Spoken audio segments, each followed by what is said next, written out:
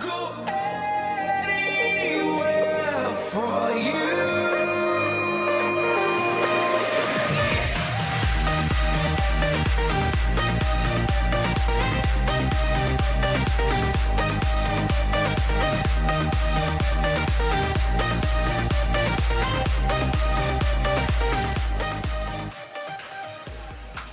Bonjour à toutes et à tous, parlons hand numéro 4 aujourd'hui avec un seul invité en plateau, il me prend tellement de place. Ça représente quoi, 150 kilos de petits gravillons. C'est monsieur, et oui, Guéric Kervadec, surnommé le Menhir. Salut Guéric. Bonjour Christophe.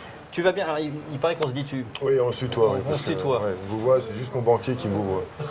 Ah quand même. Ouais. Alors le poids, c'est une légende ou pas? 150, oui. Oui, c'est une légende. 125 à peu près. 125. Ouais. Et malgré un pseudo-arrêt de la carrière, toujours à 125? Un petit peu moins maintenant, j'ai repris un peu le sport.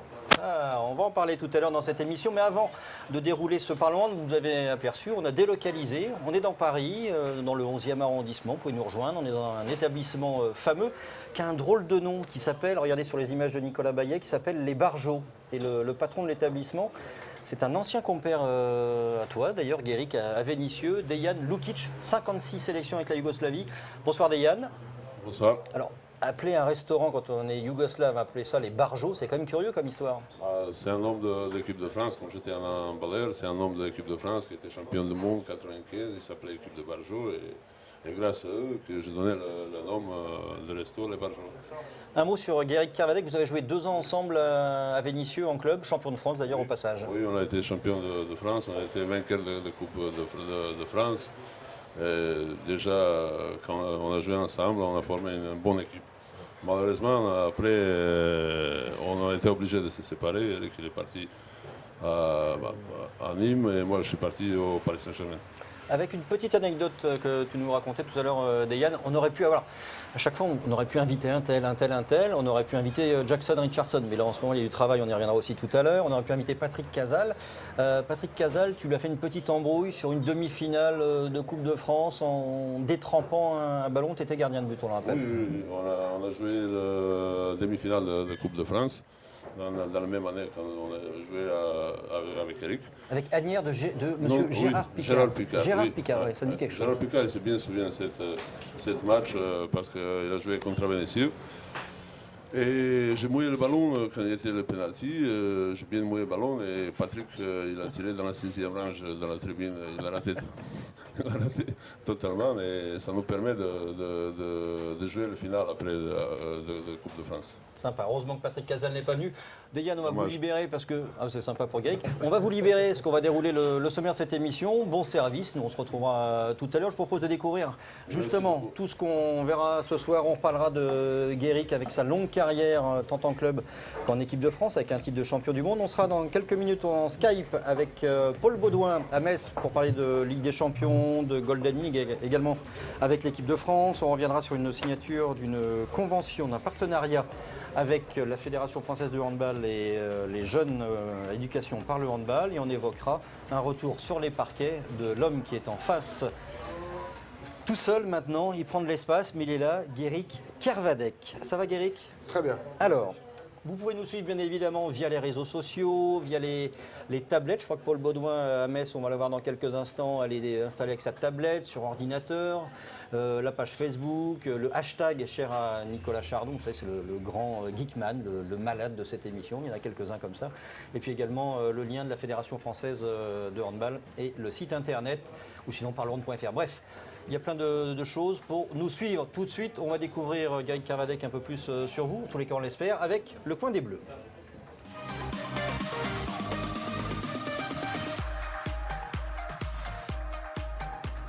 Le coin des Bleus, c'est vrai que Guéric Kervadec, équipe de France, ça a été quand même longtemps une belle histoire d'amour. Guéric, quand même première question, vous êtes né à Bois-Colombes, la Garenne-Colombe, il n'y a rien de breton là-dedans. Si on avait mis... Je suis tombé à la Garenne-Colombe et après on est parti... Ah bon, vous êtes quand même vraiment breton. Ah oui, je suis vraiment breton, oui. Si on avait mis un i à votre nom, ça faisait Kervadic et vous auriez pu jouer avec la Yougoslavie. Peut-être, oui, c'est vrai. C'était un bon gardien, Dejan? Très bon. Très bon gardien de but. Puis surtout, moi, ce que j'aime, pas seulement dans les joueurs, mais c'est aussi les qualités humaines. Et Dejan était vraiment une personne très très importante aussi pour moi, parce qu'en tant que défenseur numéro 3, c'est vrai qu'on a beaucoup communiqué ensemble, donc j'ai aussi beaucoup appris à ses côtés. Parce que finalement, quand on est pivot, quel que soit le niveau, d'ailleurs, j'imagine qu'on a autant de relations avec ses propres défenseurs que le gardien adverse finalement, parce que vous le côtoyez et vous êtes quand même le plus proche souvent. Oui, on est le plus proche, oui, on se branche, on discute, mais c'est vrai qu'avec notre gardien, même quand on défend, c'est vrai que c'est important pour moi cette relation entre le défenseur et le gardien de but, puisqu'on joue de pair. On est tous les deux là pour que le but ne rentre pas. Donc voilà, j'ai toujours eu de très très bonnes relations avec les gardiens de but. Alors, vous êtes champion du monde en 1995. Eh oui. 20 ans. Bientôt 20 ans, vous allez faire un anniversaire? J'ai entendu dire qu'il y a quelque chose qui se préparait. Maintenant, voilà, je. Qui est-ce qui s'en occupe? On a quelques images. Alors, on va vous revoir avec les images choisies. Là, vous êtes tout minot, un vrai gamin. Hein. Ouais, voilà, là, 2000 à tout. Vous n'étiez pas à 125. Aldo, Daniel Costantini, qui a été votre coach à cette époque. Tout à fait, ouais. Ouais, c'est des bons souvenirs. Hein, voilà. Toujours pareil, quand on revoit ces images-là, voilà, les frissons reviennent, même si ça a 20 ans. 95 champion du monde, ensuite 2 fois 3e, 97 et 2005. Tout à fait, voilà. 3e et 3e. Et la frustration énorme, j'imagine, ça reste les Jeux Olympiques, championnat d'Europe. Bon, 4e, Ouais, la meilleure c'était- place. voilà. Mais non, les Jeux l'objectif olympique, ouais, vous avez toujours mal vécu cette affaire? ouais, toujours mal vécu. Ouais. Toujours eu une grosse frustration à l'issue de ces Jeux Olympiques, en commençant par Atlanta, en finissant 4e. Et puis ensuite, on a eu aussi Sydney et Athènes, où je pense qu'on avait vraiment le potentiel et l'équipe pour pouvoir prétendre à quelque chose. Mais il y a eu quelque chose qui, voilà, ça s'est pas bien passé à première vue entre nous ou dans le jeu, et ce qui nous a contraints à faire une position un peu ridicule par rapport à nos statuts. C'était quoi, la recherche de la médiatisation? Je vous provoque Non, enfin, je te provoque exprès. Non, je pense pas. Parce que Non, c'est non, quand même, non. fait partie des sports où la reconnaissance internationale et même médiatique en France, c'est une médaille au jeu, par exemple. Oui, mais je pense qu'on était tous prêts à vouloir justement cette médaille et avoir un peu plus de notoriété individuelle et aussi collective, et qu'on parle encore plus du handball. Après, voilà, et certains c'était les premiers JO, il y a eu des circonstances qui ont fait, il y a eu des problématiques qui ont été créées qu'on n'a pas su résoudre au bon moment, et c'est pour ça que je pense qu'on n'a pas réussi à faire quelque chose d'important. Est-ce qu'à ce moment-là, il y a eu un défaut au niveau de la gestion du stress? On parle de la force mentale qui anime aujourd'hui l'équipe de France. Il y a différentes choses, que ce soit pour Atlanta, il y avait un groupe, il y avait les Barjots, il y avait d'autres jeunes. Il y avait eu 92, la médaille de bronze, Voilà. le titre mondial en 95. Islande en 95. Avant, il y a eu 93 aussi, la médaille d'argent, donc vraiment un cycle de victoire. C'était pour Et maintenant. Voilà, 96, c'était, je pense, pour maintenant. Mais voilà, ça s'est pas fait. Et après, à chaque fois, vous avez réussi, vous, à titre personnel, à identifier les raisons de l'échec? Les miens, oui. Voilà. Après les autres, chacun. Les miens, oui, j'ai tout à fait On va identifié rappeler- le pourquoi moi, j'ai pas été performant à ce moment-là. Moi, je le sais pourquoi.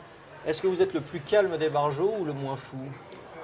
Le plus calme, je sais pas. Le moins fou, c'est possible. Mais oui, c'est vrai qu'en plus, le surnom que j'avais, c'était le British, dans cette équipe de Barjo. Donc j'étais accepté, bien sûr, en tant qu'homme, par rapport au handball, tout ça. Mais c'est vrai que tout ce qui était troisième mi-temps, j'avais tendance. J'avais pas trop, à l'époque, la permission de minuit. Donc du coup, je rentrais sagement à l'hôtel. Le jeu avec le couteau comme non, ça ça là, c'est. Non, non. Non, c'est pas C'est pour vous, ça. Je peux le faire maintenant, mais à l'époque, c'était pas Oui, mon. on va rappeler le jeu. Hein, qui était le plus fort? Non, Latou, il s'était fait très mal. Il s'est sectionné le tendon du Ouais, je pouce, crois c'est que ça, non? ouais, c'est ça, tout à fait. Ouais. En fait, avait il un jouait petit- à pointer ouais. la lame du Mais couteau comme c'était ça de plus en plus vite. C'était même après. C'est après. C'était hein, après, ouais, c'est je pour ça pense que le 20e anniversaire, il est dangereux. Je pense que ça va être une. Non, déjà, ça va être un. Si ça se fait, et j'espère vraiment que ça va se faire, on va vraiment tous se retrouver avec beaucoup de plaisir. À l'arrivée, 217 sélections avec l'équipe de France. C'est les chiffres officiels. Vous avez le nombre de buts en tête ou pas? Pas du tout. C'est pas du tout quelque Si je chose vous dis que- 517 entre Voilà. 93 et 2005, est-ce que ça correspond à Je la peux réalité? pas, je sais pas. C'est vraiment quelque chose que je. Ça n'a pas beaucoup d'importance pour moi, le nombre de buts que j'ai marqués et non plus le nombre de sélections. Là, C'est vrai, vous n'êtes ouais, pas un homme de palmarès plus que ça. Non, C'est plus moi- l'aventure humaine. Voilà, l'aventure exactement, c'est sportive. ça. Voilà. Et que ce soit même au niveau de Magdebourg, quand je suis parti en Allemagne, tout ce que l'on a gagné comme titre avec Magdebourg, que ce soit avec des champions, les championnats d'Europe, le titre et la Coupe d'Allemagne, ce que moi je retiens, c'est ces 5 ans que j'ai passés à Magdebourg, que ce soit avec l'équipe, les supporters et voilà, le club. Voilà. C'est vraiment ça que j'ai au plus profond de moi que le titre de Ligue des Champions. Il y a 15 jours, quasiment à cette place, il y avait Guillaume Gilles qui évoquait justement la façon de vivre le handball en Allemagne. Quand vous êtes revenu en France et à Créteil par exemple, vous avez cherché à inculquer quelques petites choses, à importer quelques petites nouveautés? J'aurais aimé Ou pouvoir comme le joueur faire. ou comme dirigeant? Surtout comme dirigeant. Après, comme joueur, c'est vrai que moi, j'étais quand même déjà assez. Moi, l'Allemagne, la mentalité, Voilà, le respect, tout ça, voilà, droit, c'est comme ça que je conçois moi le sport de haut niveau. Ça se pratique quand même en France. Oui, ça se pratique, heureusement. Mais là, on parle d'un temps où il y avait 20 ans, hein, bref. Donc, non, maintenant, ça se pratique. Et heureusement, c'est pour ça que le handball aussi évolue et que les performances évoluent. Mais, et moi, en tant que dirigeant, quand je suis devenu directeur sportif, c'est ce que moi, j'aurais aimé aussi mettre en place. Voilà. Avec une issue qui vous a chagriné, j'imagine quand même d'être sorti de la boucle. Voilà, c'est ça, c'est surtout voilà, couper, comme on dit, couper l'herbe sous le pied, pas forcément au bon moment, ce qui était très très difficile après de pouvoir rebondir au niveau de handball, sortant justement d'un examen que je venais de passer sur 2 ans pour être On va parler de directeur. cette formation. Bon, tout bah, à très l'heure. bien, parfait. Alors, Créteil, ça se termine mal. La petite satisfaction personnelle, c'est d'être par exemple au Hall of Fame, ça c'est pas rien quand même, en Allemagne, à Magdebourg. Oui, Non, mais c'est... oui. Vous Oui, n'aimez non, mais pas, c'est un t'aimes pas honneur, les c'est un honneur. honneurs, c'est un truc, c'est Si, toujours... si, mais Pourquoi avoir dit oui là, à cette émission? Va-t'en. non, là, je suis fier de ça. Ça, c'est quelque chose où je suis vraiment très fier. Et c'est vrai que quand je retourne à Magdebourg, voilà, c'est un moment où je prends la photo avec. Voilà, on le redescend pour moi, je prends la photo avec parce que c'est vraiment quelque chose, je suis fier. Ça veut dire que pendant 5 ans, humainement et aussi sportivement, j'ai apporté au club où j'étais. Et ça, c'est une reconnaissance. Et les Allemands sont vraiment reconnaissants éternellement, quoi. Et cette dimension-là, on maintenant. ne l'a pas en France, quel que soit le sport, j'ai envie de dire. Je crois que c'est la mentalité française. Et après, c'est pas... En Allemagne, même là, vous venez à Magdebourg, vous traversez la rue 15 ans après, voilà, on vous reconnaît et on vous dit bonjour, comment ça va. Et voilà, les gens s'intéressent à votre vie, ils ne sont pas là à vous photographer tout de suite, à vous accaparer. Eh, vas-y, non, voilà, il y a cette distance que moi j'aime bien et qui en même temps est très, très, très sympa.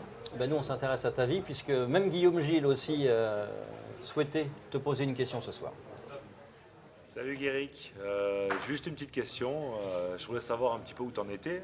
C'est vrai qu'on t'avait un peu perdu des radars ces derniers temps, tu as eu à la fin de ta carrière tout un tas de postes et je voulais savoir un petit peu comment tu as vécu cette période. Je suis un peu intéressé parce que je suis dans la même période que toi, donc voilà, si tu pouvais nous en dire un petit peu plus, ça serait cool. Très clairement, lui là, c'est sur la phase reconversion, mais Guillaume, il est en plein dedans. Oui, il est en plein dedans, oui. Peut-être, on verra. Non, oui, non, mais oui, ce qui s'est passé après, moi, ce que je deviens, c'est que j'ai toujours, pendant toute ma carrière en balistique, j'ai toujours voulu travailler à côté. Donc, je suis devenu fonctionnaire. J'ai passé différents, tout ce qu'il fallait pour avoir un statut de fonctionnaire. C'était titulaire. un besoin que tu avais de t'évader, de sortir du sport ou plus de la réflexion sur le long terme? J'étais élevé, éduqué, comme quoi le sport c'est bien, mais après le sport il faut penser à la reconversion. Et c'est Attends, pas. un peu de footballeur, toi. Non, et tu peux pas penser, et surtout en plus au handball, et encore si maintenant il y a un peu plus d'argent, mais encore à l'époque il y avait encore un peu moins d'argent, donc c'est pas ça qui faisait qu'on aurait pu penser à vivre encore 40 ans sans travailler, quoi, ou 20 ans. Donc j'ai toujours été élevé à penser à la reconversion, et donc moi c'est resté, et c'est vrai que quand je suis arrivé à Créteil, j'ai eu la possibilité, grâce à M. Catala, le maire de Créteil, qui est encore actuellement dans le Créteil, de pouvoir rentrer dans la fonction territoriale. Donc moi, je m'étais engagé et tous les jours, j'allais travailler, parce que j'avais au service financier de la ville de Créteil. Tous les jours, à mi-temps, Je j'allais comprends le travailler. vouvoiement du banquier, le service moi, financier de la ville. Oui, voilà. Tiens, il y en a un autre qui souhaitait te poser une question, c'est Pascal Landry. Alors lui, il a tout fait. Il a été joueur, Ouais. il a été entraîneur adjoint, entraîneur. Maintenant, il est directeur général de l'US Ivry. C'est lui qu'on retrouve tout de suite dans Parlons Hand. Salut Guéric, j'ai appris qu'après le triathlon tu t'es remis au hand, alors je voudrais savoir jusqu'où tu vas continuer et est-ce que tu joues enfin à ton vrai poste, à savoir demi-centre. Alors, on va procéder par ordre si tu veux bien. Triathlon. Elle est où Oui. la ligne de flottaison? Elle n'était pas très. Non, ouais, triathlon, oui. Je me suis mis au triathlon parce que ma femme faisait du triathlon et c'est vrai qu'avec mon poste de directeur sportif, j'étais pas beaucoup souvent à la maison. Enfin, la mienne Donc, aime les robes, j'en mets pas. Hein. non, mais parce que c'est un sport aussi, voilà, la natation ne me dérangeait pas. Courir, ça m'a dérangé, donc j'ai arrêté. Donc voilà, non, mais ça me permet de m'entretenir, de garder aussi un contact un petit peu avec le sport. Parce que c'est vrai qu'une fois que je suis parti de Créteil, j'ai arrêté complètement le handball. Même, je ne suis même pas allé voir jouer au handball, donc c'est pour vous dire, j'ai vraiment fait une coupure. Donc je me suis mis au triathlon, j'ai fait 2 petits triathlons découverts qui m'ont apporté beaucoup de plaisir. Et puis après ma femme est tombée enceinte, donc elle a arrêté de faire ce triathlon et du coup je suis passé à autre chose. Voilà. Tu Je suis pouvais passé à enfin autre chose. arrêter, t'es passé à autre chose, si ce n'est que tu rejoues au hand. Au handball, voilà. Mais c'est voilà. n'importe quoi. Non, c'est bien, c'est bien. Tu as vu ton âge? Oui, mais je suis jeune, j'ai 42 ans. Non, je me surprends parce que c'est vrai que j'ai arrêté aussi le handball à cause de mon épaule, deuxième opération Oui, d'épaule. enfin, je me souviens, pour t'avoir commenté plusieurs Voilà, fois, entre c'était- l'épaule, le dos, il fallait t'allonger sur le Ouais, banc mais et je pense tout. qu'à 40 ans, on a une nouvelle On est jeunesse. mieux. Voilà, On on se souffre sent, moins. voilà, on Bien prend sûr. plus soin de nous et puis on essaye, surtout on est un petit peu plus intelligent, donc on fait un petit peu moins pour être plus sérieux. Mais non, mais puis une envie, et c'est vrai que Marolles-en-Brie, j'y habite depuis 5 ans. Les dirigeants que je connais très bien de Marolles, les joueurs qui sont les anciens joueurs de Créteil, les jeunes joueurs de Créteil qui n'ont pas pu passer le cap du centre de formation, sont venus jouer à Marolles.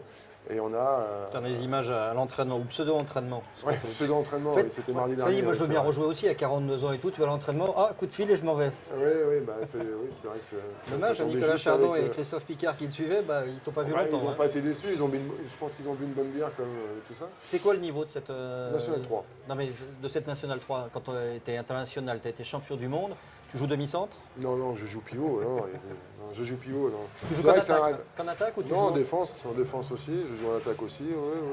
Non, Et le plaisir, il est où? Là, depuis- c'est des potes sur les. Ouais, mais c'est du ça aujourd'hui? plaisir, oui, il y a du plaisir de. Non, mais moi, de toute façon, au niveau du handball, j'ai toujours eu. Pour moi, l'important, c'était la base. Comme je dis, la base, si on est devenu international, ou équipe de France, tout ça, ça fonctionne, ou la Ligue, c'est qu'il y a la. Voilà, au fond, il y a la base, il y a l'association qui est là, il y a les bénévoles, et moi, je retrouve complètement ça à Marolles. C'est un groupe de 15, 16 joueurs qui se connaissent depuis très longtemps et qui sont là, qui ne sont pas payés. Pour des clubs de National 3, il n'y en a pas beaucoup. Alors que mais- toi, oui. Moi, pas du tout. Même pas, si, une petite bière à la fin. Mais sinon, non, c'est l'esprit club, le vrai esprit club. On est là pour s'amuser, il n'y a pas de pression, même si on va essayer de se maintenir en National 3. Et puis voilà, c'est un club qui est de moins de 5000 habitants, donc une ville, pardon, moins de 5000, qui a envie d'avancer, de progresser, et c'est que du bénéfice de jouer en National 3. Alors nous, dans Parlement, on aime bien vérifier ce que racontent nos invités. On va demander tout simplement au président de Marolles s'il est d'accord avec toute l'histoire qu'il va nous raconter. D'accord. Voilà 7 années que nous montons successivement et nous sommes aujourd'hui, nous expérimentons notre première année en National 3. L'objectif, c'est d'abord d'apprendre et de se maintenir en National 3 parce qu'après 7 montées successives, nous n'avons pas eu de palier pour nous arrêter et nous reposer un peu. Donc cela n'est pas sans poser de difficultés d'organisation, de difficultés financières. Nous avons un petit budget. Nous sommes une petite ville de moins de 5000 habitants, donc ce n'est pas très évident, mais le succès étant là, nous sommes toujours à pousser cette équipe à aller de l'avant et à faire mieux. C'est une chance énorme. D'abord, Guéric habitait sur Marolles. De temps en temps, il venait nous voir, nous donner quelques conseils. Mais en plus, il a décidé de jouer pour nous lorsque nous avons été le voir pour qu'il nous aide dans un domaine ou dans un autre. À notre grande surprise, il nous a proposé de jouer pour nous. C'est vraiment un grand bonheur de l'avoir en tant que joueur, mais également en tant que personne, parce que c'est quelqu'un de charmant et de simplement délicieux. Je ne vais pas le vieillir parce qu'on ne lui rappelle pas son passé tout le temps, mais je crois que c'est vraiment beaucoup de choses en même temps. C'est de l'expérience qu'il met à la disposition des jeunes qui sont très impressionnés, qui ne connaissent pas tout son palmarès, mais qui connaissent le nom, qui connaissent l'équipe de France. Donc pour eux, c'est vraiment énorme. Et puis c'est un bout en train dans la mesure où il est le premier à courir, il est le premier à se donner. Donc c'est un bon exemple pour tous les jeunes. C'est plutôt une locomotive, c'est tout à fait positif pour nous. Bon, ça a l'air conforme à ce que tu nous as raconté. Juste, oui, mais ce que dit pas non plus le président, je ne pourrais pas écorcher son âge, mais voilà, c'est grâce à ce monsieur aussi que j'ai réussi à faire une bonne petite préparation avec une personne, Eric, le gardien de but, parce que j'étais un petit peu en surcharge pondérale, donc c'est vrai qu'au mois de juillet-août, nous avons été courir ensemble, ce qui a fait dans la forêt, très bien. Ah, très bien. Alors, j'ai vu par contre, il faut aller sur le site de la centrale d'achat. Vous allez trouver ça sur le site de la Fédération française de handball Oui. pour que vous ayez à peu près tous les mêmes maillots à l'entraînement. Je ne sais pas comment c'est en match. Et on n'est pas un club professionnel. Ah on non, n'est non, mais pas faire des un club efforts. vraiment amateur. Il va vous et- demander au Père Noël, vous allez sur le site, il y a toutes les infos et vous verrez, vous aurez les mêmes Justement, tenues. Je lance un appel si jamais il y a un sponsor qui veut venir Ah bah tiens, vous sur cette apporter. caméra, vas-y, voilà, vas-y. voilà. Allez, gros plan Non, avec... parce qu'à première vue, pour Christophe, on devrait avoir tous le même maillot à l'entraînement. Donc si quelqu'un veut nous sponsoriser, il n'y a pas de souci. Eh ben, je suis sûr qu'il y a un riche propriétaire à Marolles-en-Brie, dans le 94, pas dans Ouais. le 77. Un petit mot sur l'équipe de France à venir, avec 2 matchs de qualification. Alors c'est un peu compliqué ce calendrier. Pour l'Euro 2016, Début des phases de qualification avec un premier match le 30 octobre au Phare à Chambéry face à la République tchèque. Et ensuite, on ira en Suisse chez Armand Stégère à Bâle le 2 novembre pour un Suisse-France. Après, un peu plus tard, on jouera la Macédoine. Après, il y aura la phase retour.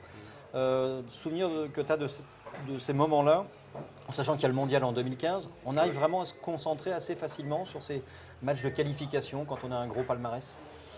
Oui, oui, bah, je pense que comme oui, oui, oui, on est obligé de toute façon, on sait aussi que chaque qualification pour une compétition nous apporte l'ouverture à une autre compétition, que ce soit pour les Jeux Olympiques ou quoi que ce soit. Donc on ne peut pas négliger. Là, c'est pour Rio 2016, par exemple, les Jeux Olympiques. Exactement. Avec Donc on ne peut pas négliger ces matchs-là qui vont arriver pour pouvoir justement bien figurer au championnat d'Europe et aussi au championnat du monde en 2015.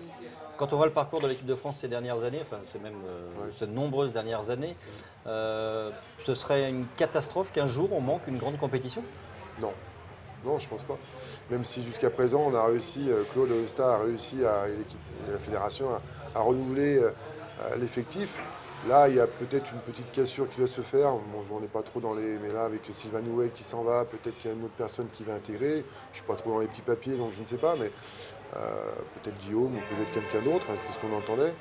Mais non, je pense que l'équipe de France, que ce soit avec les espoirs, il y a des très beaux potentiels qui arrivent. Et il y a aussi, là, quand tu es champion d'Europe, une autre génération en dessous. Donc la fédération, elle travaille et ce qui est la force de l'équipe de France, c'est que les jeunes générations, quand ils rentrent en équipe de France, voilà, arrivent complètement à trouver l'esprit équipe de France et le pourquoi on arrive à avoir tous ces titres. Claude Onesta a retenu 4 pivots pour ces 2 matchs de qualification pour l'instant. Pas téléphoner par contre. Hein, non, bah ça c'est peut-être la bonne nouvelle, parce qu'il faut te laisser à disposition de ton club. Juste un mot, un petit qualificatif sur les 4. Cédric Sorendo. Qualificatif. Oui, ou une petite phrase puissant. Igor Anic. C'est celui que je connais un petit peu le moins, mais je pense qu'il peut mieux faire. Benjamin Avgour aussi, c'est jeune ça. C'est jeune et c'est performant avec son équipe de Dunkerque. Luka Karabatic. Luka, moi c'est vrai que j'étais un des premiers à penser que parce que c'était le frère de Nicolas, il avait sa place en équipe de France, mais la chose qu'il a faite, c'est qu'il a démontré à tout le monde qu'il avait bien sa place en équipe de France. C'est un très bon défenseur et en attaque, il sait aussi faire beaucoup de choses. Et un mot sur celui qui est absent de la liste pour cause de blessure, Bertrand Gilles, qui a été un peu ton successeur finalement en équipe de France. Oui, qu'on a été ensemble et qui après a pris la suite. Bon, voilà, un des meilleurs pivots du monde, il n'y a rien à dire. Un mot pour terminer avant de retrouver Paul Baudouin en Skype depuis mai sur la Champions League. Les clubs français masculins ont commencé leur campagne. Dunkerque avec une défaite face à Kielce 25-28. C'est quoi? C'est toujours le dur apprentissage de ce très haut niveau? C'est surtout très dur de la saison après d'être champion de France. Voilà, on n'est pas tous Montpellier où ils ont réussi à rebondir systématiquement. Voilà, bon, certains diront que Dunkerque, la saison dernière, justifie son titre de champion de France, mais c'est vrai que c'était quand même une surprise à la base. Et l'effectif n'a pas forcément été renouvelé énormément, mais on voit aussi qu'ils ont un peu de difficulté dans le championnat français. Donc oui, la Ligue des Champions, c'est un niveau au-dessus et beaucoup de joueurs sont inexpérimentés par rapport à ça. Et voilà. Et le Paris Saint-Germain, entraîné par un Barjot, Boule, Philippe Gardan, qui a le matériel humain pour y arriver. Victoire importante à Brest, pas en Bretagne, mais à l'Est, face au club bélarus 29-28. Cette année doit rapprocher le club du Final Four. Il faut espérer, avec le recrutement qu'ils ont fait, ils n'ont pas pris, je pense que avec Titi, avec Omeyer dans les buts et à Cambrai, ils ont fait vraiment un recrutement encore plus intelligent et qui a vraiment nettement renforcé parce que quand on voit ce que Thierry a fait dans les cages, voilà, c'est tout droit maintenant. Je ne sais pas, j'ai l'impression quand même que cette équipe est un petit peu fragile, ils n'ont pas grand chose pour les petits grains de sel qui... Voilà, donc j'espère que cette année tout se passera bien pour eux et que on aura tous envie de voir une équipe française dans le Final Four. Et enfin, Montpellier, 34-34 contre Vardar, un peu frustrant à chaque fois, vu la physionomie des matchs, ça fait 3 points en 4 matchs, mais Montpellier n'est pas loin. Et Montpellier est bien, hein. Moi j'ai vu le match, Montpellier est bien, hein. Moi je suis... Et eux, c'est aussi fort ce qu'ils font, parce que par rapport à justement les départs qu'ils ont eu en partance de Paris, ils ont réussi et réussissent à faire quand même quelque chose de bien dans le championnat, parce qu'ils sont quand même premiers ex-aequo. Et dans la Ligue des Champions, je pense qu'ils ne sont pas finis. Et puis une mention bien à Nantes aussi qui s'est qualifiée pour le 3e tour de l'EHF. Bref, ça va pas trop mal quand même pour les clubs français. Pour Toulouse qui a perdu, enfin qui gagne à la maison, mais qui perd aussi contre une équipe allemande. Ils ne pas gagner à chaque fois. Les Allemands, ils sont pénibles. Je ne sais pas si c'est toujours les Allemands qui gagnent. Pas toujours. Pas toujours, pas toujours. Tout de suite, le coin des filles.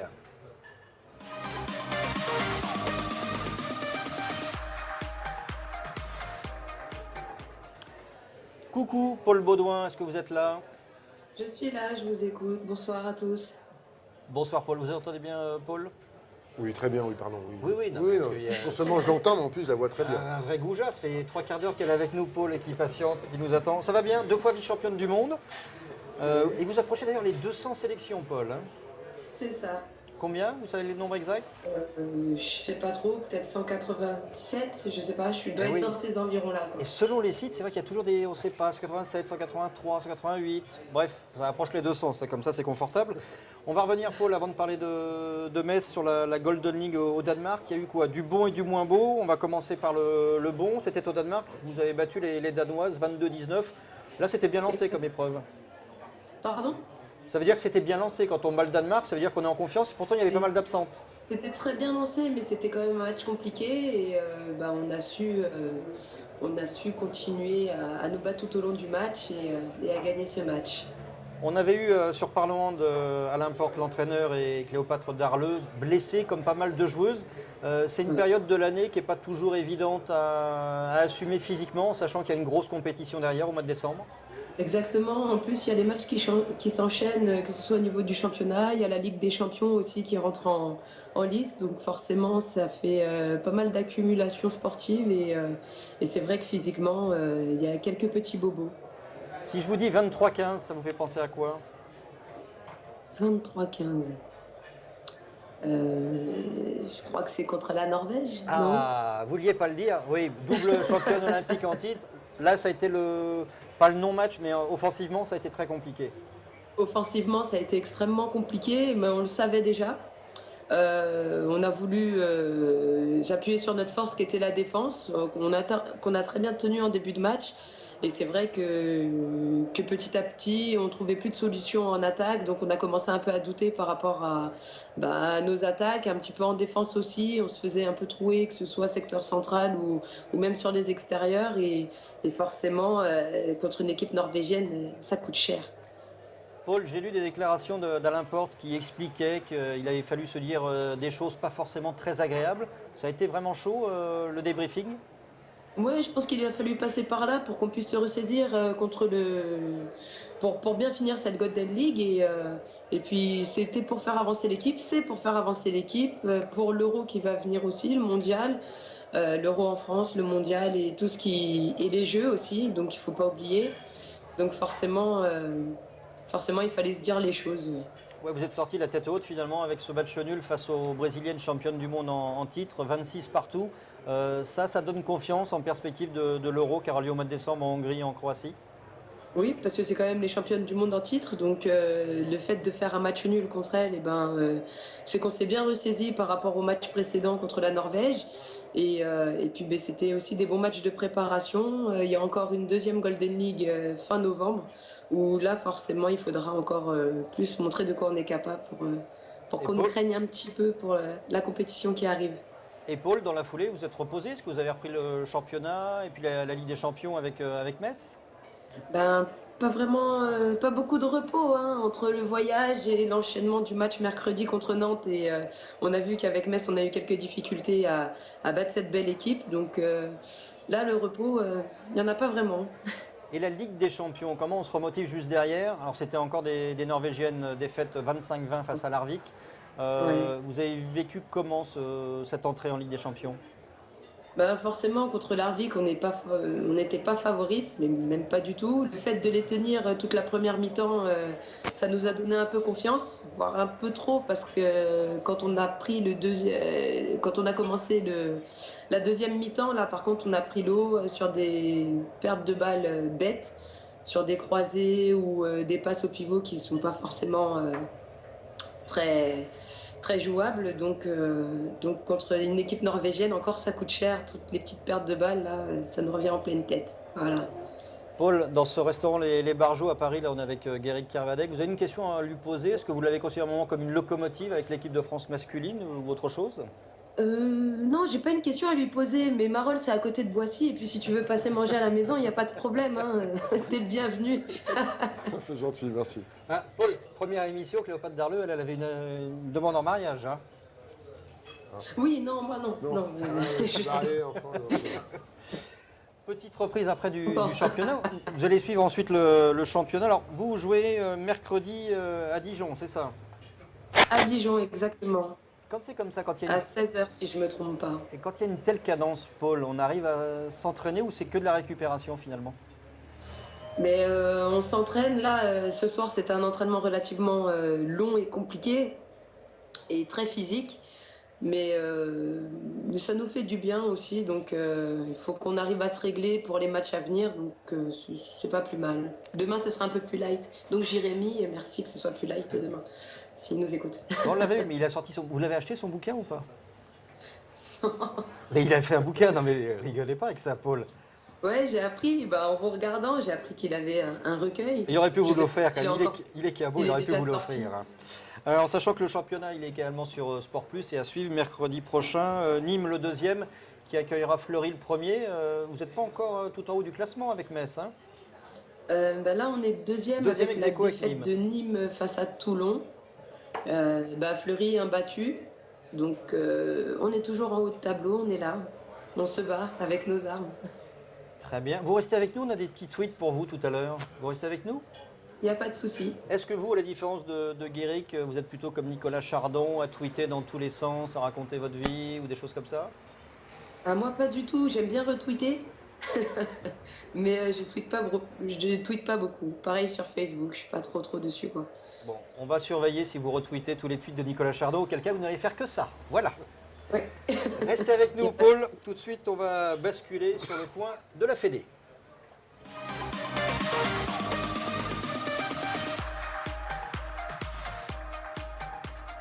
Le temps tourne, ça fait déjà une bonne demi-heure qu'on est ensemble sur Parlant. Ça passe vite. Hein. ça passe trop vite. Un match de hand, enfin une mi-temps de hand, ça passe plus lentement. Des fois c'est long. C'est long. Des fois, oui. Ça, c'est quand on prend une petite claque. Voilà, c'est ça. Même nous, quand on n'arrive pas à jouer, on n'est pas dedans, ça peut paraître très très long. Alors, on va s'intéresser maintenant avec Christophe Picard. Alors, on évoquait Gérard Picard, Christophe Picard. C'est une mafia un peu quand même. Ouais. Ah, ça, je vous laisse l'entière responsabilité de vos propos. Il y a une convention de signer entre la Fédération française de handball et l'USEP. Vous savez ce que c'est l'USEP? Pas l'INSEP. Hein. Non. L'USEP. L'Union sportive de l'enseignement du premier degré. En fait, l'idée, c'est que handballons-nous au service de l'éducation de l'enfant. On va essayer de comprendre un petit peu mieux avec les présidents Jean-Michel Sautreau et Joël Delplanque.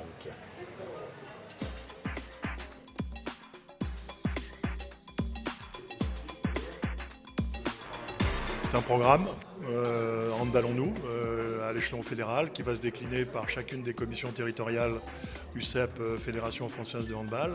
La nécessité de rappeler nos relations avec les fédérations scolaires, avec le monde enseignant. Je rappelle que nous avons été formés et créés par ce monde et que nous devons respecter, connaître et promouvoir. C'est générer de la pratique, le hand en l'occurrence, bien entendu, mais avec un plus conséquent qui est générer de la pratique de qualité. Cette convention, elle a de la valeur si elle vit sur le terrain. Et il faut qu'elle aille jusqu'au local. Quand on dit le local, là où il y a un club de hand, là où il y a une association UCEP, là où on peut travailler en collaboration, et là, tout simplement, où il y a une école. Encore une fois, 1, pour promouvoir notre discipline, 2, ses valeurs éducatives, et 3, permettre à ce que l'événement mondial et euro soit accompagné de la meilleure manière qu'il soit par les enseignants.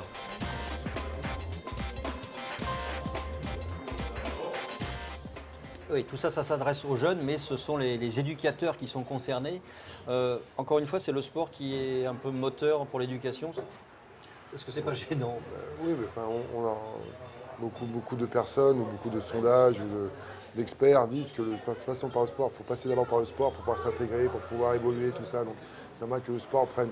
Et c'est bien qu'il y ait quand même que le handball aussi s'intègre complètement dans ce projet-là et que par le biais d'éducateurs, plus de handball dans les écoles, ce qui automatiquement va générer aussi pour la fédération, pour les clubs, voilà, un vivier un peu plus Oui, parce important. qu'il y a l'idée de faire Voilà, parler c'est du ça. hand au maximum en perspective Bien de sûr, l'euro féminin, bien du sûr. mondial masculin. Mais dans ça les peut permettre années à aussi venir. à des jeunes de pouvoir justement, par le biais du sport, pouvoir éventuellement arriver à quelque chose. Toi, en tant que sportif de haut niveau, tu t'es déjà interdit une mauvaise...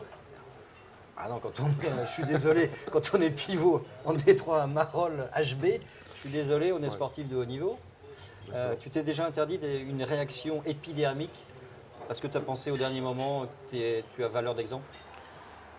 Oui, donc non, j'ai pas mordu d'oreille, j'ai pas fait de trucs comme ça. Non, ça m'est arrivé une fois de m'emporter, mais c'est vrai que j'ai toujours eu ce recul et dire attention, les gens te regardent, tu as une image, tu dois montrer quelque chose. En plus, en étant capitaine à un moment de l'équipe de France, tu te dois d'avoir quand même une image, tu représentes quelque chose, une équipe, une fédération, un pays, donc attention à ce que tu peux dire, ce que tu peux faire.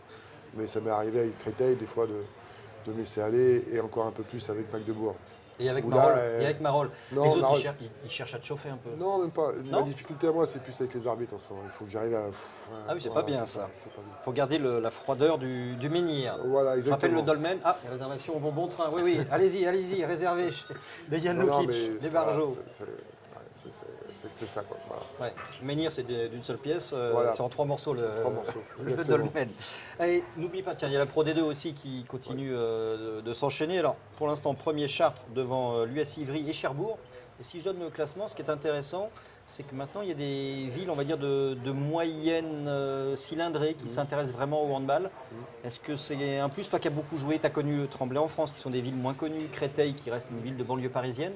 Est-ce que c'est important que des grandes villes ou moyennes villes s'intéressent vraiment à un sport comme le handball?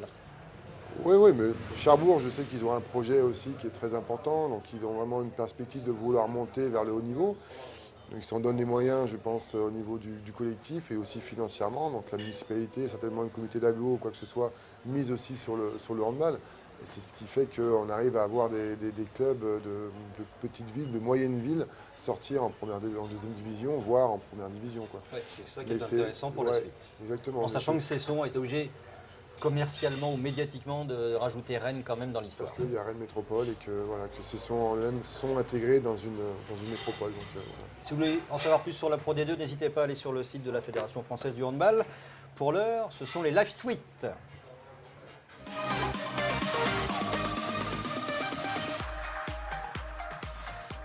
Et pour notre séquence, les tweetos, Paul, vous êtes toujours là, Paul? Toujours.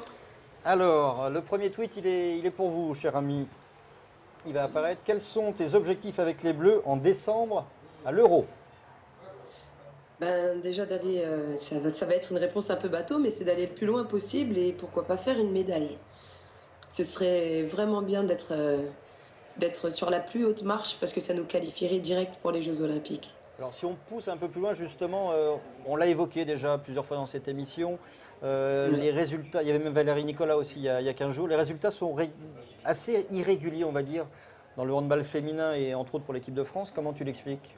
C'est notre problème, surtout au niveau de l'Euro. On a du mal à faire quelques résultats que ce soit. On l'a vu en Serbie.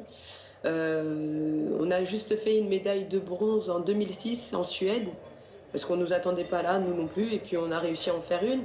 Et c'est vrai que en fonction de chaque compétition, on est très irrégulière, et puis c'est à nous de remédier à tout ça. En sachant que souvent l'Euro, tu me le confirmes, Guéric, c'est plus dur qu'un mondial par moment. Oui, bien sûr, c'est même sûr. Parce qu'il y a une grosse cylindrée qui vient de passer. Non, mais oui, c'est reconnu au championnat d'Europe, ce soit féminin ou masculin, puisque les meilleures équipes au monde sont quand même européennes. Bah, tu as la parole, tu vas la garder puisqu'il y a un tweet qui te concerne. Alors, avec Bertrand Delhomme, tu as fait ta formation avec un certain Zidane. Est-ce qu'il a été sympa avec toi? Ça, on va rappeler, c'est la fac de Limoges, management du sport. Tout à fait. Oui, enfin, sympa avec moi et sympa avec tout le monde. Hein. Est-ce que, la question, on va même la pousser là aussi, est-ce qu'un champion du monde de foot s'intéresse à un champion du monde de hand? Oui, je pense qu'il y avait un respect mutuel. Oui, bien sûr, on a conversé, on a discuté, il en a échangé par rapport à ma discipline, par rapport à ce que moi j'ai pu vivre en tant que champion du monde, même en Allemagne, et pareil avec le Real ou même avec la Juventus, parce que, et par l'intermédiaire aussi de ce que lui il a pu aussi vivre. C'est vrai qu'on s'est quand même pas mal appuyé aussi sur son expérience par rapport à des échanges qu'on a pu voir avec nos intervenants, quoi. Voilà, c'est vrai que quand on est arrivé le premier regroupement de cette formation, on savait qu'il allait y avoir une surprise parce qu'on lui a dit qu'on ne savait pas que c'était lui. Et c'est vrai que Moi, le premier, au premier abord, je fais waouh, merde. Quand on parle de management du sport et pour bien connaître aussi Zidane, surpris qu'il soit maintenant entraîneur de l'équipe réserve au Real Madrid? Non, réserve du Real de Madrid, oui, surpris. Après, entraîneur, non, pas surpris, parce que ça, il ne l'a jamais caché, comme quoi il voulait, de toute façon, même par le biais de cette formation. Il était aussi rentré dans cette formation, non pas pour se faire de la pub ou faire de la pub à cette formation, il était là parce qu'il avait besoin aussi de connaître certaines choses, ce qu'on a appris en tant que manager du sport, manager un club, comment il est structuré, voilà, tout ça, pour pouvoir justement, et je pense que c'est important surtout au foot, d'avoir une bonne notion de ce qu'est le club, de ce qu'il représente, comment il fonctionne, pour pouvoir après devenir entraîneur, voire manager dans un club de foot. Mais il n'a jamais caché le fait qu'il voulait ne pas être entraîneur. Maintenant, je pense que lui, il ne voulait peut-être pas forcément être entraîneur de la réserve Il faut faire ses du Real. classes et c'est pas le plus simple avec les jeunes non plus, que Exactement. les bons sont dans l'équipe du dessus.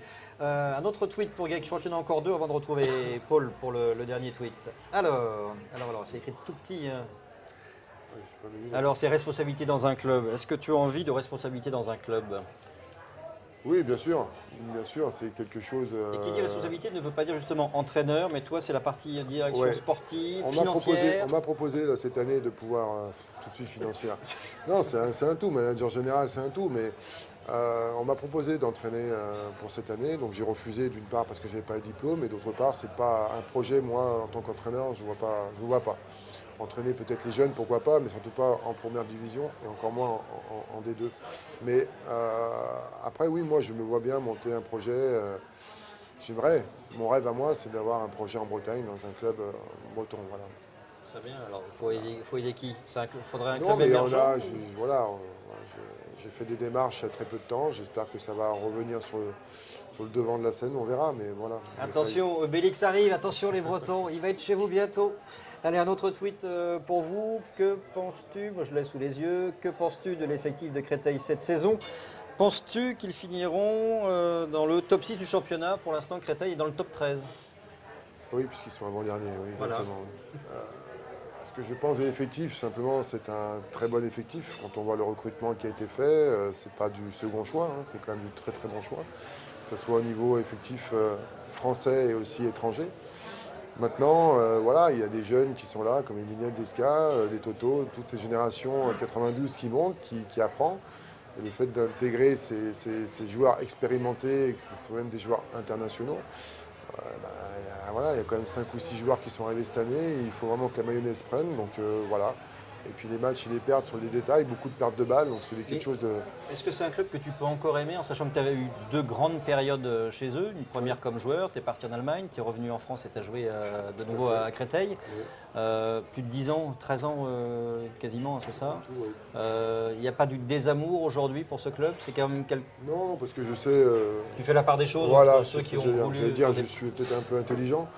Donc non, je fais la part des choses. Je sais que Créteil est un club, est un vrai club de handball et que la ville de Créteil fait tout. Et encore une fois, M. Catala fait tout ce qu'il faut pour que le club remonte dans l'élite. Et il le mérite parce qu'on a vraiment des supporters. On a quelque chose de quand même. Créteil, c'est pas juste comme ça le handball, c'est implanté ça remonte en 89, 88 avec les Pascal Mahé et consorts. Donc non, il faut. Voilà.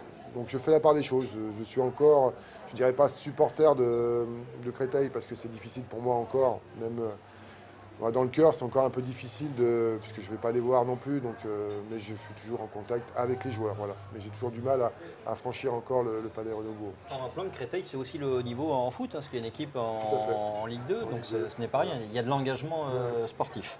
Autre tweet, il est pour vous, Paul. Vous êtes toujours là, vous ne dormez pas à Metz? Je vous écoute. Je suis là. Il pleut, il fait quoi? Il fait nuit, bon ça d'accord, mais il pleut? Il fait nuit, ça c'est sûr. Alors le tweet, selon toi, pourquoi les clubs français féminins ne réussissent-ils pas en Coupe d'Europe? Pour rivaliser avec les grosses équipes comme Dior, comme Larvik aussi, Vardar, je pense que financièrement déjà ça joue beaucoup. Et puis il y a des très grandes joueuses qui préfèrent aller jouer dans des très grands clubs. Budoknos aussi qui est très très fort. Et c'est vrai que les clubs français ont du mal à rivaliser avec ces grands clubs. Oui, mais Paul, d'un autre côté, la LFH et les clubs qui y sont ont réussi à faire revenir des internationales françaises, à faire signer également des grandes joueuses étrangères. Il y a un léger mieux à ce niveau-là. Oui, mais là, c'est pour ça que le championnat est beaucoup plus homogène et beaucoup plus compliqué. La preuve, sur certains matchs, toutes les équipes peuvent battre tout le monde.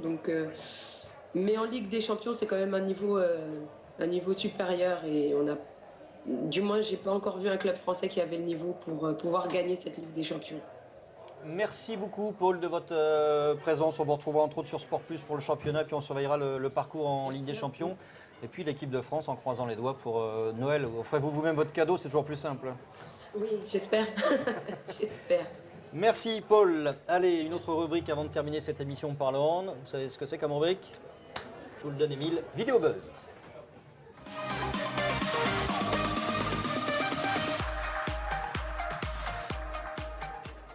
Alors, la vidéo buzz du jour, je ne vous dirai pas le nom de la personne qui a été cherchée un petit peu partout, ce qu'il faudra choisir comme vidéo. Il nous avait proposé il y a quelques temps le record de spectateurs d'un match de handball. Évidemment, c'était en Allemagne. Là, on a été au Phare, à Chambéry. Regardez ce qui se passe ce jour-là, avec le match entre Chambéry et le Paris Saint-Germain. Daniel Narcisse, qui avait fini la grève avec Air France, et ben hop, regardez, Yann Gentil, on appelle ça un pastis, le gardien de Chambéry qui se saisit directement du ballon. C'est assez exceptionnel quand même. Oui, mais les coutumiers, j'ai déjà vu faire. C'est sa spécialité. Spécialité, je ne sais pas, mais c'est vrai qu'il a déjà avec ses sons, il prenait quand même pas mal de ballons comme ça à deux mains. C'est un gardien qui anticipe bien et on le voit qu'il joue très bien avec son contre. Donc il est parti du bon côté. Vous à 4 mètres, ça vous est jamais arrivé quand même? Ah non, non, parce que moi, si, parce que généralement le ballon faisait 2 rebonds avant d'arriver au gardien de but. Voilà. Alors pastis, on a cherché l'origine, vous connaissez vous l'origine? Pas du tout. Je ne savais même pas qu'on appelait ça le pastis. Maintenant, peut-être que Nicolas Chardon serait peut-être à même de nous répondre. Il va aller chercher, sinon Médard disait que parce qu'on servait, bah tiens je me sers tout seul, c'est un peu ça. Peut-être que c'est ça l'histoire, j'en sais rien. Il nous démentira probablement, mais on l'embrasse. Au passage, Chambéry avait battu le Paris Saint-Germain en championnat, 33-32. Et la nouvelle du jour, je vais vous demander une petite réaction, même si parlant, c'est pas forcément ça. Ouais. Séparation, alors. À l'amiable, je dirais, entre Mario Cavalli, Alain Poncet et Laurent Munier. Mario Cavalli n'est plus l'entraîneur de Chambéry. Oui, c'est ce que j'ai lu. J'ai lu la déclaration. De championnat. Voilà, dont c'est vrai qu'ils ont eu un début difficile de championnat. Et là, ils étaient bien revenus. Mais je crois même qu'ils ont dû faire 3 ou 4 victoires d'affilée, pardon. Mais là, oui, une surprise pour nous qui sommes à l'extérieur du club. Mais quand on voit la déclaration même qu'a fait Mario, que j'ai lu cet après-midi, voilà, il y avait quand même. Ça faisait un moment que ça allait se faire parce qu'il y avait quelques petites tensions.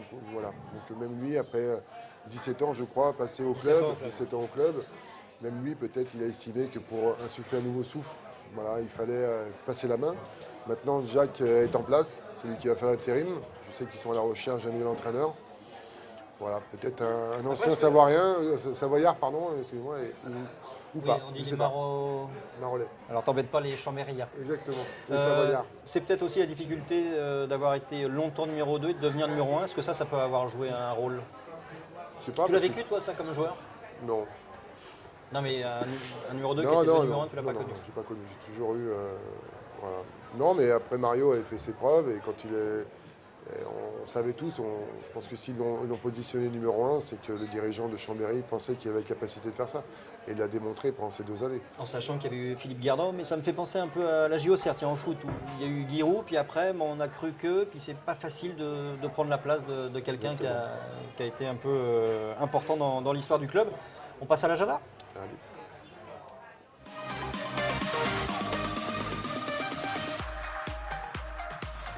On ne va pas vous infuser avec plein de tableaux, on va simplement évoquer, il y aura la 7e journée de Division 1 à suivre. Montpellier-Nîmes, un derby, c'est sympa des choses comme ça, des matchs à jouer comme ça. Il y aura un Paris Saint-Germain-Nantes, Thierry Henty qui revient sur ses anciennes terres. Toujours chaud avec Thierry Henty. C'est toujours chaud avec lui. Hein. Partout et il y aura aussi, tiens, puisqu'on évoquait Chambéry et Créteil, Créteil-Chambéry. Un match très important pour Créteil, je pense. Ouais. 13e pour l'instant et avant-dernier. Comment tu suis le championnat? Tu regardes les matchs, tu lis beaucoup? Oui, je regarde les matchs à la télévision, le mercredi et le jeudi. Là, depuis cette année, je fais partie de la COC, la commission d'organisation des compétitions. Donc j'ai aussi un autre œil, ce qui me fait du bien aussi de voir l'autre côté aussi, l'envers du décor un peu de la Ligue. Voilà, et puis en même temps, je fais partie du jury aussi pour l'élection des meilleurs joueurs de la journée. Donc voilà. Ah oui, tu savais pas. Non, J'ai un emploi du temps, c'est énorme. Je ne sais pas s'il va tenir dans son téléphone pour le selfie, parce que c'est l'heure du selfie. Ah oui, il faut se prendre en photo maintenant. Puis en sachant que Guéric a toujours aimé se mettre en avant. C'est-à-dire qu'il a une coque déjà à son effigie, donc il est déjà en photo là. Ma fille, ma fille. Ma petite fille, ça fait grand-père, ça faut se voilà, On va remercier, tiens, juste regarde, hop, moi je me lève quelques instants, regarde. Lui, c'est lui, Gérard Piquard. Allez. Il a dirigé Agnières, il a dirigé le PSG. Quel homme, quel homme. Et puis il a fait ça aussi, tiens, tourne-toi, regarde, il a fait ça. Ça, c'est Christophe Piquard. Et puis tiens, un mot, tiens, regardez. Va derrière, regarde, là, il y a Nicolas Baillet, il y a Armand Steiger, notre ami suisse, il y a toute l'équipe technique. Et puis un peu plus loin, il y a, je sais pas où il est, Dejan Lukic. Il est où, Dejan? Il travaille, il est en train de prendre les commandes. Voilà, enfin moi, je me rassois. Il est là-bas en train de travailler. Coucou Dejan, on fait au revoir à la caméra. Et un petit selfie avec notre ami Gaël Cavadec. Voilà, souris, t'es filmé. Voilà. C'est marrant, sur une photo, on arrête de parler. La télé, on fait que parler. Ça a été un plaisir de te retrouver, Guéric, de savoir que maintenant, on fera salle comble à Marolles. Le nom de la salle, c'est quoi? Je sais pas. Il connaît même pas le nom non, de sa juste salle. que c'est une aréna de Marolles. Voilà. L'aréna de Marolles. Bah ça, je pense que c'est une bonne idée pour se quitter. Rendez-vous dans 15 jours, on aura plein de petites surprises. Je ne vous donne pas d'indication. Vous aurez sur les réseaux sociaux pour connaître le nom de nos invités ou de notre invité. Allez savoir, on vous réserve toujours des surprises sur Parlons Hand. On va remercier toute l'équipe technique, mais ça y est, on l'a montré, Dejan il est encore là. Un dernier petit coucou. Voilà. Le gardien de la Yougoslavie, regardez, beau gabarit, voilà. Il se détestait à une époque, mais il s'adore aujourd'hui. Allez, on se quitte. Parlons Hand, c'est terminé pour ce soir. Salut à tous.